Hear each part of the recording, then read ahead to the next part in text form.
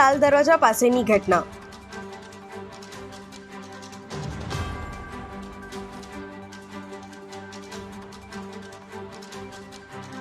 સુરતમાં ફરી રફતારનો કહેર જોવા મળ્યો।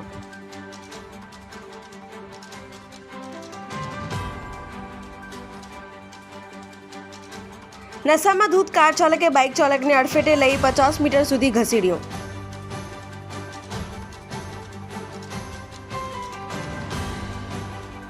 સ્થાનિક લોકોએ કાર ચાલકને પકડી માર માર્યો હતો।